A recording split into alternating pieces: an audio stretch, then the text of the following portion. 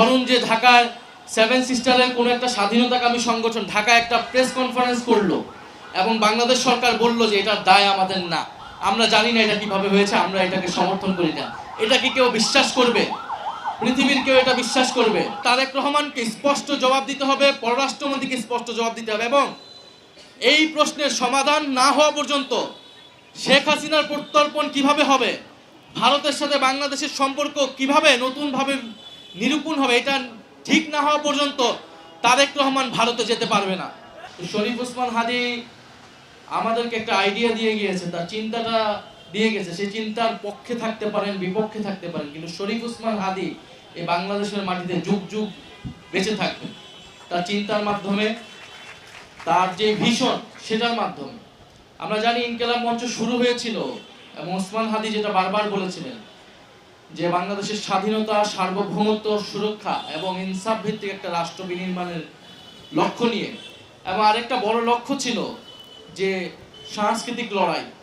জুলাই গণ অভ্যুত্থানের পরে যখন আমরা বৈষম্য বিরোধী আন্দোলন, যখন আমরা নাগরিক কমিটি, অন্তর্বর্তী সরকার ইত্যাদি নিয়ে ব্যস্ত ছিলাম, এই পুরো ঘটনাটা ছিল রাজনৈতিক। কিভাবে আমরা রাজনৈতিকভাবে টিকে থাকবো, কিভাবে আমরা রাজনৈতিকভাবে জুলাইকে সামনে নিয়ে আসব, সামনে এগিয়ে নিয়ে যাব। তখন শরীফ ওসমান হাদি এটা বুঝতে পেরেছিলেন যে আমাদের লড়াইটা শুধু রাজনৈতিক না, আমাদের লড়াইটা সাংস্কৃতিক।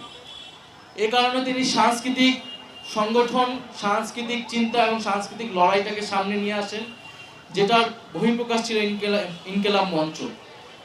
ফলে শরীফ ওসমান হাদিকে এ কারণেই আক্রমণ করা হয়েছে, এ কারণেই টার্গেট করা হয়েছে যে যাতে এই আদর্শটা প্রতিষ্ঠিত না হয়, যে ইস্টাবলিশমেন্ট জুলাইকে হারিয়ে যেতে দিতে চায়, জুলাইকে পরাজিত করতে চায় এবং বাংলাদেশে ফ্যাসিবাদী শক্তির পুনরুত্থান ঘটাতে চায়, তাকে আক্রমণ, তাকে পরাস্ত করার লড়াইটা ইনকিলাব মঞ্চ এবং শরীফ ওসমান হাদি শুরু করেছিল। ফলে ওসমান হাদিকে এই জন্য টার্গেট করা হয়েছিল। এবং এটা আমাদের জন্য দুঃখজনক যে ওসমান হাদিকে আমরা তো বাঁচাতে পারি না এবং তার বিচারটা আমরা নিশ্চিত করতে পারি না, যেটা তার শেষ চাওয়া ছিল। আমরা শেষের দিকে দেখেছি ওসমান হাদি এই কথাই বারবার বলতেন যে আমি মারা গেলে যাতে আমার বিচারটা নিশ্চিত করা হয়। এবং আমাদের যাদের নির্বাচনের অভিজ্ঞতা আছে, বিশেষত 11 দলের, আমাদের অভিজ্ঞতা সবার, এটা সবাই বলবে যে আমরা যারা মাঠে গিয়েছি, জনগণের কাছে গিয়েছি, আমাদের মা বোনদের কাছে, তরুণদের কাছে গিয়েছি, তার একটা কথা, কমন কথা সবাই বলেছে যে ভাই ওসমান হাদির বিচারটা যাতে হয়। এবং আমরা কিন্তু তাদেরকে কথা দিয়ে, নির্বাচনে প্রতিশ্রুতি দিয়ে কিন্তু আমরা ভোট চেয়েছি যে আমরা বিজয়ী হলে, আমরা সরকার গঠন করতে পারলে, অথবা আমরা সংসদে যাইতে পারলে আমরা কিন্তু ওসমান হাদির বিচার নিশ্চিত করব। গত 5ই আগস্ট তথা 36শে জুলাই যখন আমরা সারা বাংলাদেশ আমরা জুলাই বিপ্লবের দ্বিতীয় বার্ষিকী উদযাপনে ব্যস্ত ছিলাম, তখন একটা ঘটনা ঘটে গিয়েছে দিল্লিতে। আপনারা সবাই জানেন দিল্লিতে একটা প্রেস কনফারেন্স হয়েছে যেখানে ফ্যাসিস্ট আওয়ামী লীগ সেই এবং শেখ হাসিনা, গণহত্যাকারী শেখ হাসিনা যিনি দিল্লিতে আশ্রিত, তারা একটা প্রেস কনফারেন্স করেছে এবং ভারত সরকার সেই দায় নিচ্ছে না, সেটাকে অস্বীকার করছে। চিন্তা করে দেখুন যে ঢাকায় একটা ধরুন যে ঢাকায় সেভেন সিস্টারের কোনো একটা স্বাধীনতাকামী সংগঠন ঢাকায় একটা প্রেস কনফারেন্স করলো এবং বাংলাদেশ সরকার বলল যে এটার দায় আমাদের না, আমরা জানি না এটা কিভাবে হয়েছে, আমরা এটাকে সমর্থন করি না। এটা কি কেউ বিশ্বাস করবে? পৃথিবীর কেউ এটা বিশ্বাস করবে? এটা বিশ্বাস করবে না। ফলে দিল্লিতে যে প্রেস কনফারেন্স হয়েছে এটা অবশ্যই ভারত সরকারের, এটা প্রত্যক্ষ এবং পরোক্ষ সমর্থনেই এই প্রেস কনফারেন্স হয়েছে। ফলে দিল্লি থেকে আওয়ামী লীগ যা কিছু বলছে, শেখ হাসিনা যা কিছু বলছে, এটা আমরা শেখ হাসিনার ভাষ্য হিসেবে নিলে এটা ভুল করা হবে। এটাকে নিতে হবে এটা দিল্লির ভাষ্য, এটা ভারতের ভাষ্য। ভারত এই বার্তাটা বাংলাদেশকে দিতে চাচ্ছে। ফলে ভারত তার কাজ করে যাবে, কিন্তু বাংলাদেশ কি করবে? আমরা কয়েকদিন আগে দেখলাম যে তারেক রহমানের সাথে, বর্তমান সরকার প্রধান তারেক রহমানের সাথে ভারতীয় হাই কমিশনার তিনি একটা সাক্ষাৎ করলেন এবং সেই সাক্ষাতের পরে পররাষ্ট্রমন্ত্রী খলিলুর রহমান তিনি প্রেস ব্রিফিংয়ে বললেন যে ওসমান হাদির খুনিদের প্রত্যর্পণ বিষয়ে এবং শেখ হাসিনার প্রত্যর্পণ বিষয়ে আলোচনা হয়েছে। কিন্তু ভারতীয় হাই কমিশনার যখন প্রেস ব্রিফিং করলেন তার মুখ থেকে কিন্তু আমরা এরকম কিছু শুনলাম না। এবং আমরা বোধ করি যে সেই 5ই আগস্টের প্রেস কনফারেন্স নিয়ে সেখানে ভারতীয় হাই কমিশনের বার্তাটা কি, তাদের বক্তব্য কি, এটা কিন্তু এখন পর্যন্ত আসেনি।